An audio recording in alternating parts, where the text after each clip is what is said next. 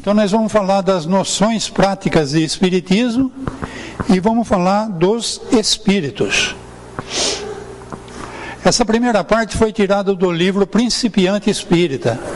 Então Kardec lançou, além dos 5 livros principais que a gente considera como a base da doutrina, outros livros. Um deles é o Principiante.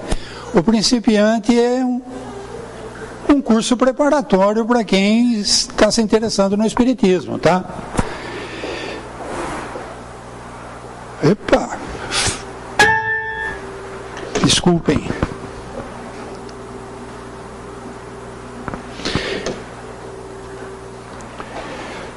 Então, Kardec foi questionado. Um incrédulo presenciando um fenômeno espírita extraordinário, ele se convenceria? Então, na época que essa doutrina foi lançada, existia cientistas, gente de renome, estudando essa parte da espiritualidade, tá? E o assunto era controverso. O pessoal da igreja, até Napoleão, eles comandavam.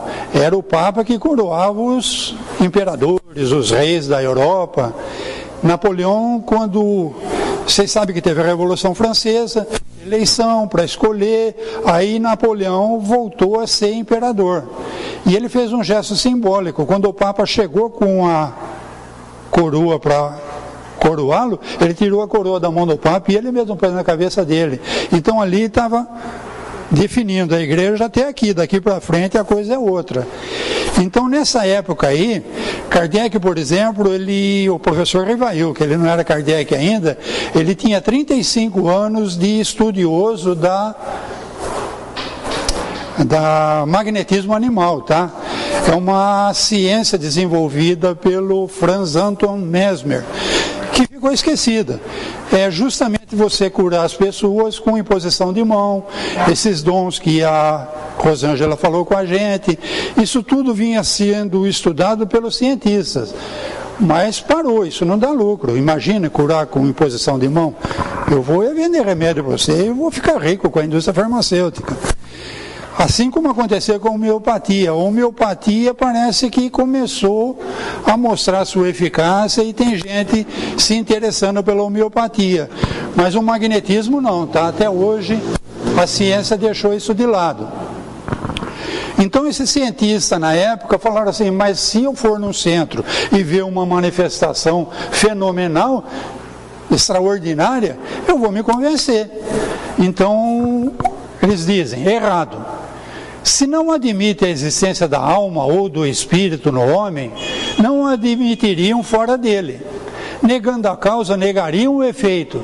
Apresentariam ideias preconcebidas para negar tudo. E se impediriam uma observação séria e imparcial. Fariam perguntas, levantariam objeções difíceis de serem contestadas num primeiro momento. Seria necessário antes um curso para responder a tais objeções, que se fundam na ignorância das causas dos fenômenos e das condições em que se produzem. Então a gente sabe que a ciência, os homens mais inteligentes, os grandes pensadores da época, eles se tornaram materialistas, por causa desse fato que eu falei, até ali a igreja comandava. Agora, nós temos que deixar a igreja de lado e temos que seguir com a ciência. E a ciência teve que ficar muito materialista. Então, hoje em dia, com todo o desenvolvimento da ciência, o estudioso da ciência chegou no final da matéria, não tem mais matéria para estudar. Chegaram num ponto que você estuda as partículas do átomo e você sabe que são infinitas as partículas do átomo e você vê que a vontade da pessoa consegue mudar até o DNA da pessoa. Isso é pesquisa recente, fala de neuroplasticidade. Os neurônios são modificados pela minha vontade. Então a ciência está vendo que agora chegou no ponto de voltar lá no magnetismo que parou justamente nessa época do Kardec e fazer um estudo mais sério disso tudo aí. Porque Kardec e os livros os espíritos que codificaram essa doutrina, não é uma doutrina do Kardec, tá? Espíritos liderados por um espírito superior, que se denominou espírito de verdade, ele não quis dar o nome que ele tinha tido em outras encarnações, ele se denominou espírito de verdade, trouxe uma doutrina para nós que estava na hora da gente receber, tá? Bom, você vai falar para um cientista, ele vai falar assim, não, eu quero fazer experimentos, eu quero fazer medições, eu quero... Não vai dar certo, tá? Se você faz a reunião e acontece o fenômeno espírita, ele vai duvidar, ele não acredita nem que existe... Hoje em dia, o cientista materialista, ele não acredita que o espírito existia antes da concepção no útero da mãe. Existia o espírito antes daquela célula óvulo ser fecundada pelo espermatozoidezinho do papai. Existia, mas eles não acreditam. E hoje em dia tem ainda muito, principalmente no meio científico, morreu, acabou. Isso daí é terrível, tá? Para a gente que é espiritualista, que sabe das verdades do espiritismo, isso é a pior maneira de pensar que existe, tá? Porque a pessoa que é materialista a esse ponto, ela só não vai fazer alguma coisa que não é correta, que é interessante para ela, se ela for pega. Se ninguém ficar sabendo que ela pode fazer aquilo, provavelmente ela vai fazer, porque ela não acredita no antes, não acredita no depois, ninguém ficou sabendo, dá nada não. Interessa curtir o momento. É o que o nosso povo, é que as nossas pessoas pensam hoje em dia. E num momento de muita dificuldade, ele começa a pensar em bobagens. Eu vou desistir de tudo, eu vou fazer uma loucura, eu vou me matar. Sinto muito. Ele tinha um grande problema, ele agora tem um grande problema, mas um outro enorme. Porque ele se entregou à loucura, tá? Então, de loucura a gente entende. Eu vou falar mais nisso quando eu falar do espírito, tá? Os que desconhecem o espiritismo, imaginam que esses fenômenos espíritas acontecem como nas experiências físico-químicas. Pretendem submetê-lo à sua vontade. Se recusam a colocar-se nas condições necessárias à observação. Desconhecendo em princípio a intervenção dos espíritos, sua natureza, sua forma de agir, procedem como se trabalhassem com matéria bruta. E por não obter o que deseja, conclui que os espíritos não existem. Então a pessoa, tá bom, eu vou lá no centro, eu quero fazer, eu quero medir, eu quero pesar, eu quero... Isso foi feito, tá, gente? Se vocês forem na nossa biblioteca, tem um livro que está esgotado na editora. Nós temos aqui, chama...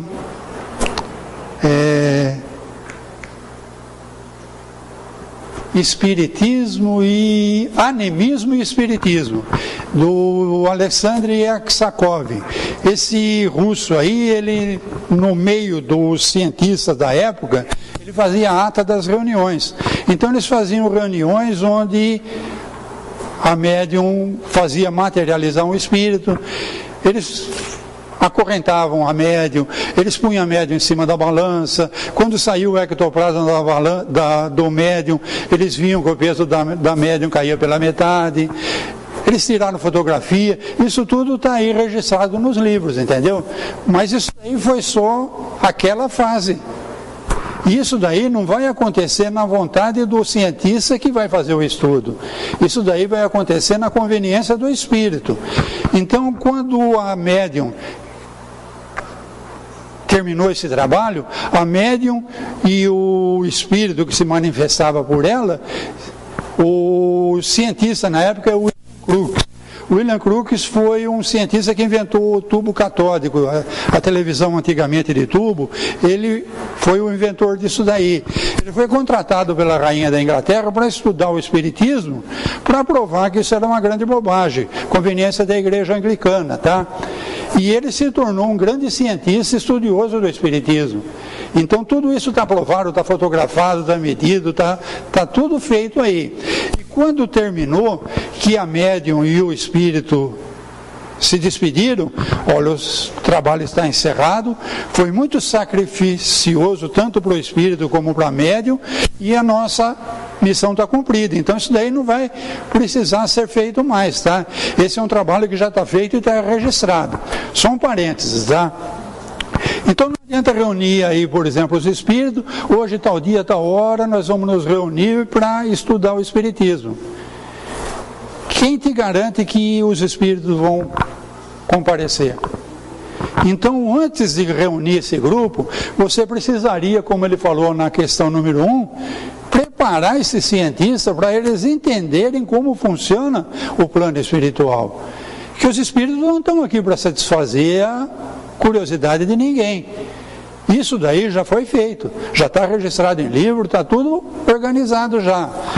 Agora, a conveniência deles. O Chico Xavier tem uma frase que ele dizia quando ele era consultado, alguém que queria uma resposta para algum problema, uma comunicação de alguém, ele falava claramente, o telefone é de lá para cá, não é daqui para lá. Isso tudo eu vou entrar em mais detalhe quando eu for falar de espíritos, tá? Bom, então não vão obter o que... Então uma pessoa que não acredita que tem alma, ela não vai acreditar que tem espírito fora do corpo. A alma é o espírito enquanto está encarnado. Espírito, depois que o corpo morre, ele se torna espírito, tá? Então a gente faz essa distinção na casa espírita. Alma é quando eu estou encarnado, eu tenho uma alma. Quando esse corpo morrer, eu vou continuar existindo com o meu espírito. Se eu não acredito em alma, não vou acreditar em espírito. E as coisas não vão acontecer à vontade do pesquisador. As coisas vão acontecer à vontade dos espíritos. Vocês vão entender por quê já. Sendo espírito a alma do homem encarnado, depois da morte também será espírito. E não querer submeter-se à satisfação e caprichos de curiosos. O ser espiritual existia muito antes da concepção. Ele teve muitas vidas, tá? Nessas muitas vidas, algum problema aconteceu. No plano espiritual foi feito um planejamento reencarnatório. Ele não veio aqui por acaso. Então foi nesse planejamento escolhido o local onde ele ia nascer, a cidade onde ele ia nascer, a família que ele ia ter, os amigos que ele ia ter. Tudo isso daí está no planejamento reencarnatório de cada um de nós, tá? Então o principal não é a alma, o espírito encarnado. Vamos supor que um espírito inteligentíssimo, um grande estudioso, um grande sábio da antiguidade, mas ele tem um problema, sei lá, por exemplo, de vaidade. E ele precisa vir num projeto reencarnatório para conseguir controlar essa vaidade, essa arrogância, esse problema espiritual que ele tem. Pode ser que seja nesse projeto escolhido um corpo com uma deficiência mental. Então esse homem muito sábio, muito conhecedor das coisas, hoje está reencarnado no corpo de um deficiente mental. Aí você vai analisar aquele deficiente mental e vai achar que ele é um espírito deficiente, negativo. Ele é um espírito muito sábio, muito orgulhoso, que está passando por uma prova num corpo com uma deficiência. Então o estudioso, o Freud, o Jung, gente formidável que fez esses estudos, estudou a mente. Então a mente é deficiente, mas o espírito ninguém estudou ainda, tá? Está na hora da gente começar. Vocês entenderam mais ou menos o que eu estou tentando dizer? Então nós temos uma existência pregressa, antiquíssima, nós temos experiência de milhares e milhares de vidas. Para chegar nesse ponto aqui, estamos encarnados aqui agora. E vamos continuar, e esse corpo vai morrer, mas eu vou continuar. Não existe morte para o espírito, tá? Tá complicado ou dá para entender isso daí? Que isso é essencial. Então esse espírito que teve todo esse conhecimento, que tem toda essa prioridade, ele não vai dar confiança para caprichos de encarnado bobo que está fazendo um estudo pueril sobre uma coisa grandiosa que é o espírito, tá? Vamos continuar. Certos fenômenos podem ser provocados, pois provêm de inteligências livres, mas jamais estariam à inteira disposição de alguém. E quem disser que os obtém à vontade está dando prova de ignorância ou má fé. É preciso esperá-los, colhê-los de passagem e muito a miúde. Quando menos esperamos, os fenômenos acontecem, interessantes e concludentes. Quem deseja instruir-se deve munir-se de paciência, perseverança e sujeitar-se a tudo que for necessário, ou nem deve tratar do assunto. O encarnado não precisa conhecer isso tudo, tá? Se ele quiser conhecer, esse conhecimento aqui é formidável. Mas então você precisa primeiro se preparar. Eu vou procurar uma casa espírita para saber o que é isso de espírito. Porque no nosso imaginário, espírito é fumacinha, é fogo fato, é uma coisa de menos importância. Então, com os livros sérios da doutrina espírita, um livro dos espíritos, você vai começar a compreender a profundidade do que é um espírito. E aí você vai começar a fazer a diferenciação do espírito para o ser encarnado, tá? As reuniões espíritas nem sempre atendem às condições favoráveis para produzirem resultados satisfatórios, ou de modo a produzir convicções de alguns incrédulos. Saem menos convencidos do que quando entraram. O Espiritismo também tem aprendizes. Quem deseja instruir-se não deve beber de uma só fonte. Só pelo exame e comparação se pode firmar um juízo. Quando você faz uma reunião espírita, normalmente elas não são feitas perante o público que é novato, tá? Como eu disse, nós oferecemos curso, nós preparamos as pessoas e no dia da reunião mediúnica, então, esses fenômenos podem acontecer. Pela vontade deles, não pela nossa, tá? Nós estamos ali nos disponibilizando a estudar, a entender, a ajudar o propósito daquela reunião. Mas aquela reunião foi organizada pela equipe espiritual. Então vai acontecer ou não de acordo com a conveniência deles. E se eu puser um novato numa reunião dessa, a própria vibração do novato de desconfiança, de não estou entendendo, não estou acreditando, já vai atrapalhar a psicosfera daquela reunião. Normalmente a gente faz uma mesa, por isso que a gente fala da mesa mediúnica, tá? Então a própria desconfiança, a própria curiosidade excessiva de algum novato já vai atrapalhar o ambiente e os espíritos que teriam um trabalho a fazer naquela noite não vão conseguir. Se vocês querem confirmar isso, vocês podem ler no livro Nos Domínios da Mediunidade. Ele tem um capítulo, o pessoal aqui na terça-feira vai estudar esse livro, capítulo por capítulo. Um dos capítulos, no final do livro, fala de manifestação de efeitos físicos. Então ele mostra ali que foi feito todo um trabalho, pegaram o ectoplasma do médium que doou o ectoplasma, eles iam fazer uma cirurgia numa senhora naquela noite. Mas no eles virem com aquele material que foi preparado naquela noite, eles passaram pelo pessoal da mesa, o pessoal da mesa, um estava pensando num boleto vencido, outro estava criticando aquele lá também, não sei o que lá, aquela matéria que eles prepararam ficou enegrecida. Eles tiveram que voltar, fazer um meia boca, não deu para fazer o trabalho que estava programado naquela senhora.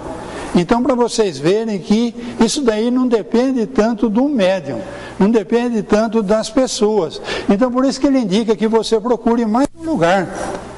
Você vai em lugares que não é sério, pô. Eles fazem reunião mediúnica, por exemplo, as adolescentes pegam um copo, eu vou casar com quem? Fulano, Beltrano ou Cicrano? Que espírito que pode estar ali? E pior que o espírito está ali, tá? Agora, com certeza, não é um espírito sério, um espírito que está querendo fazer um trabalho instrutivo, consolador. Então tem que tomar cuidado também onde você vai, tá?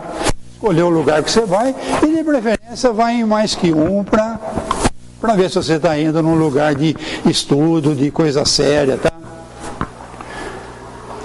Então nem sempre atende condições favoráveis, tá? As reuniões frívolas são inconvenientes para os novatos. O estudo antecipado ensinará a julgar transcendências do que vem e julgar o mal e o bom. Uma dessas reuniões frívolas, estavam reunidas as moças lá e estavam fazendo a brincadeira do copo. E o espírito ficou meio invocado e sobrou tamancada em todo mundo, tá? Você está lidando com espíritos que estão ali para tirar o sarro mesmo, para brincar. Foi chamado para uma brincadeira, uma coisa não séria. Então uma coisa pode ficar complicada para quem frequenta uma reunião. É fato que aconteceu com uma amiga minha, tá? Você vai mexer com isso? Tem gente que procura médiums para desmanchar o casamento porque quer ficar com a mulher do outro. Para perder um emprego porque eu quero o lugar dele. Pô, que espírito que vai atender um chamado desse, tá? Pior que tem. É o que mais tem. Então tem que tomar cuidado, você tem que ver onde você está indo, que espírito você está consultando, qual o teu objetivo, tá? Bom, vocês sabiam que tem 3 vezes mais espíritos do que encarnados? Se nós somos 7 bilhões aqui no corpo, tem 21 bilhões fora do corpo. Então tem espírito para todo lado, e tem espírito de todo jeito, tá? Tem espíritos abnegados, boníssimos, e tem espírito da pesada também. Então você tem que saber o que você está fazendo, tá? Vamos lá. Não estou querendo pôr medo em ninguém não, tá, gente? Estou querendo mostrar o caminho das pedras. Você quer atravessar um rio, ó, aqui tem pedra, senão você pode cair e se afogar, tá? Vamos lá. O mesmo se aplica aos que julgam o Espiritismo por certas obras excêntricas, que dele dão uma falsa e ridícula ideia. O Espírito não é responsável pelas faltas dos que compreendem mal ou dos que o praticam de forma errada. A maior culpa é de quem não se dispõe a estudá-lo inteiramente. Se os críticos não julgassem o Espiritismo pela aparência, ficariam sabendo que ele repele e não lhe atribuiriam aquilo que ele repudia, em nome da razão e da experiência.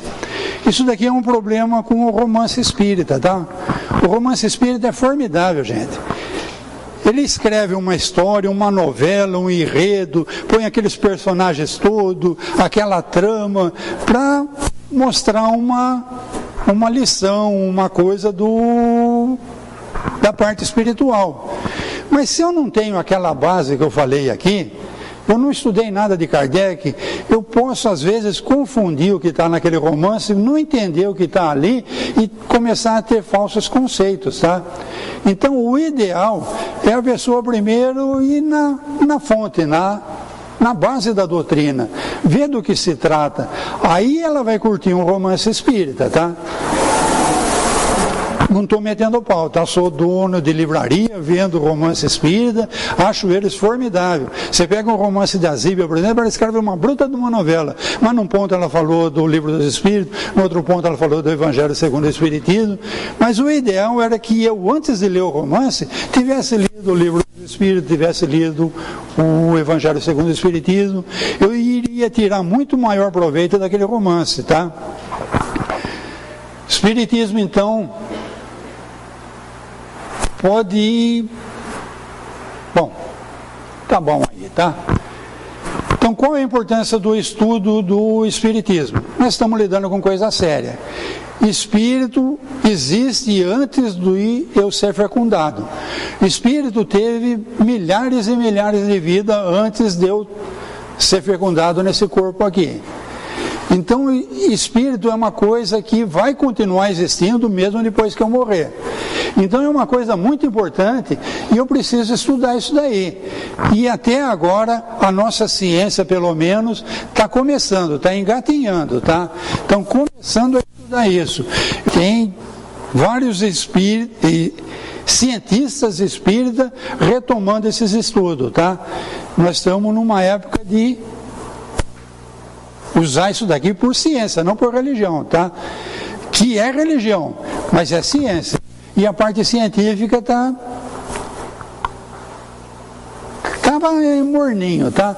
Está na hora de começar a ferver, tá? Por que se deve evitar reuniões frívolas? Eu falei, para não levar tamancada, meu. Você vai mexer com quem você nem conhece, pô. Você vai evocar espíritos que você não tem controle nenhum sobre eles, pô. E você o evocou. Você evocou, ele veio, pô. E agora? Toma cuidado. Como procede os que desconhecem o Espiritismo? Eles desconfiam de tudo. Então não adianta eu provar, fazer aquela manifestação maravilhosa.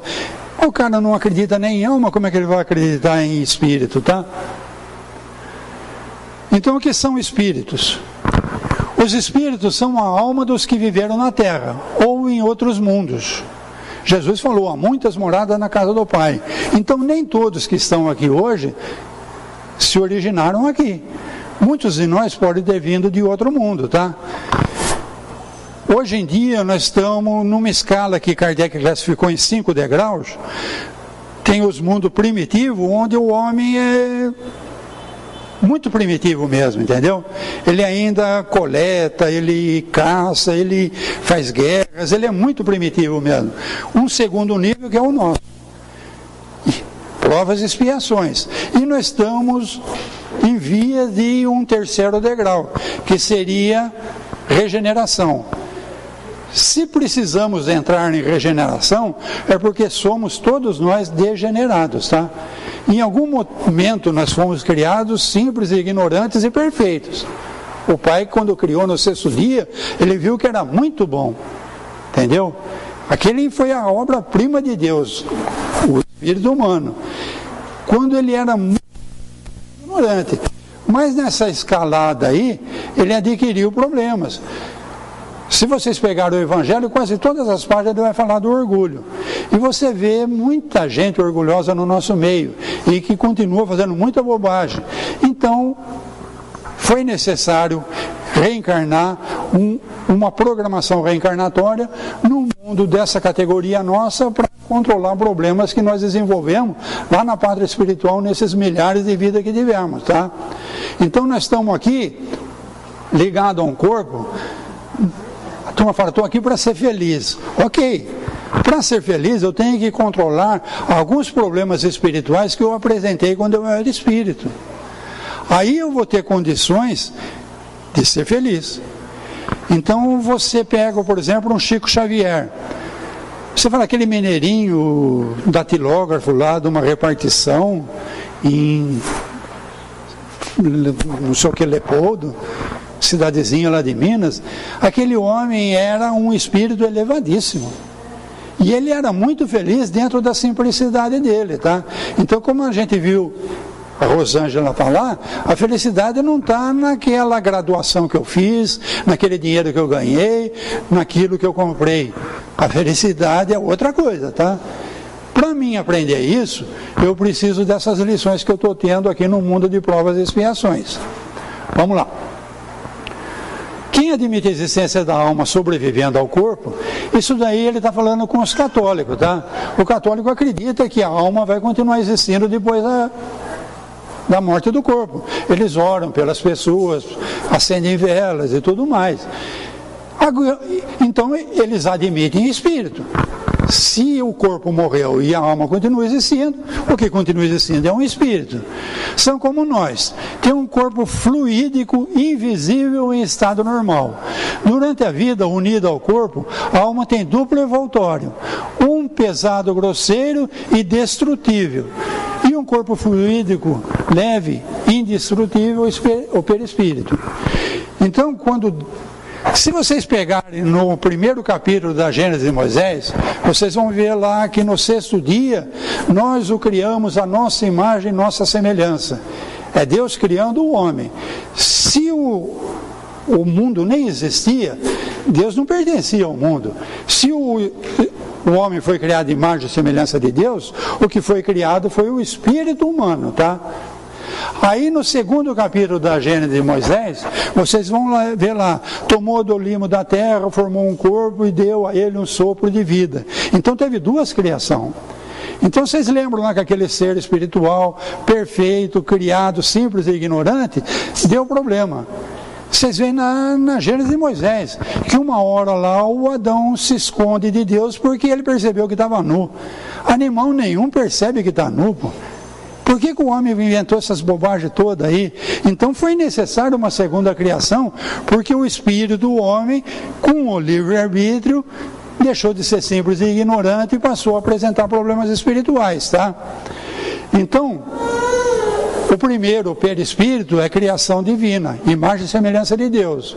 O segundo é o planejamento reencarnatório. Então eu estou ligado a um corpo que vai durar no máximo 100 anos.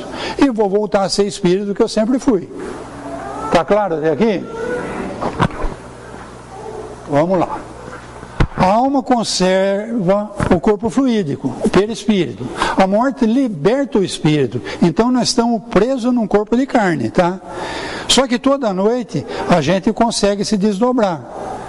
E a gente consegue ir a lugares, conversar com pessoas, ter contatos. E quando voltar para o corpo a gente não vai lembrar, porque a mente não participou. Quem participou foi o corpo espiritual. A mente ficou dormindo ali. Aí o que a gente lembra é aquele sonho atrapalhado, eu sonhei isso, sonhei aquilo, mas aquilo é coisa da mente, tá? Depende de o que você comeu, se você estava de barriga cheia ou não. Tem um psicólogo que vai ajudar você a interpretar a tua mente, mas a parte espiritual não tem dúvidas, tá? Só que você de manhã não lembra o que aconteceu, tá? Os espíritos têm todas as percepções que tinha quando ligado ao corpo, só que mais apuradas. E ouvem coisas que não nos é permitido pela grosseria do corpo. Então você vê um médium, Chico Xavier, por exemplo, ele punha a mão assim e falava assim, eu estou vendo. Como que ele está vendo? Ele está de olho fechado e está tampando a mão. Então você vê que ele não está vendo com o corpo, ele está vendo com os olhos perispirituais. Se ele tirar a mão e for prestar atenção com o olho da carne, ele para de ver. Vocês entenderam mais ou menos o que é a mediunidade? Como que os espíritos percebem coisas que nós não percebemos? Vamos continuar. Encontra-se espírito por toda parte. Como eu falei, tem 3 vezes mais espíritos do que encarnados, tá? Observam-nos. Sua presença entre nós torna-os agentes de diversos fenômenos. Desempenham um importante papel, constituindo assim uma das potências da natureza. Você pode estar de bobeira lá e vem uma ideia, vamos pegar esse livro aqui para estudar. Com certeza foi um espírito bem intencionado que te intuiu. Você pode estar de bobeira lá e falar assim, vou bobar, encher a cara hoje. Foi influência de um espírito também. Então você tem que analisar, ok, os espíritos existem em quantidade muito maior do que encarnado. Que espíritos estão me rodeando? Pessoas procuram a nossa casa e falam assim, onde estava Deus que deixou isso acontecer? Deus estava onde Ele sempre esteve, no bom, no belo, no verdadeiro.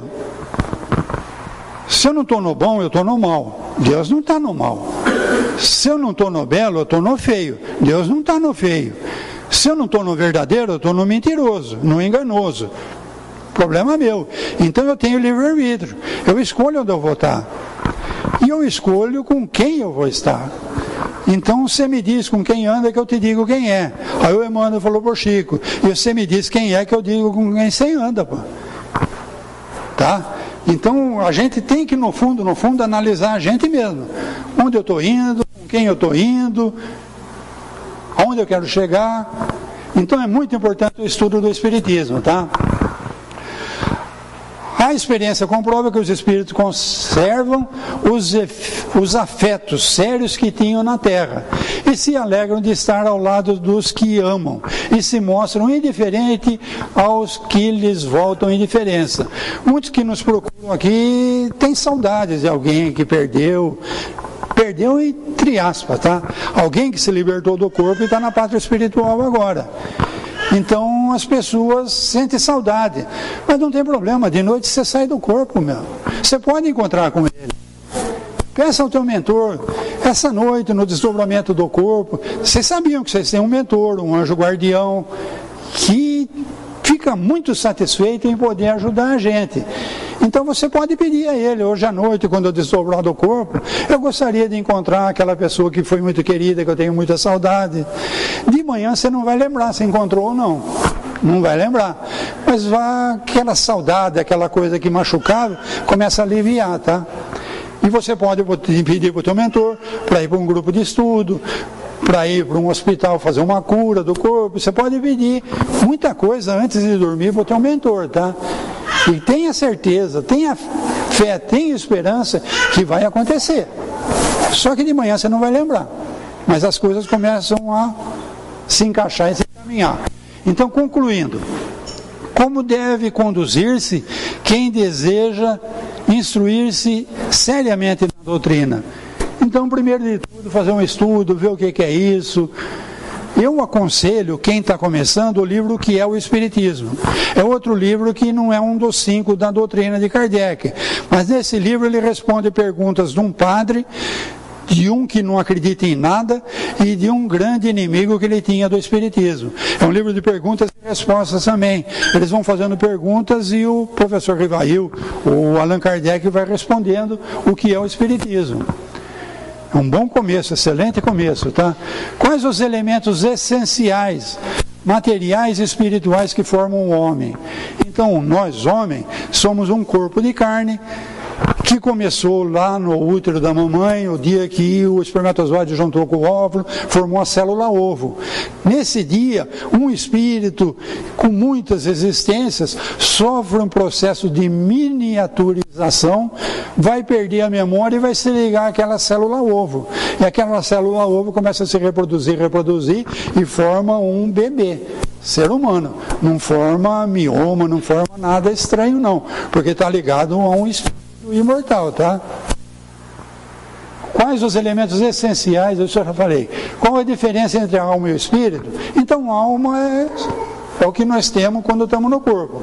Espírito, quando esse corpo morrer, eu que era espírito, me liguei a esse corpo, passei no máximo 100 anos aqui, volto a ser espírito novamente. Muita coisa, né? Se liga não que até o fim do livro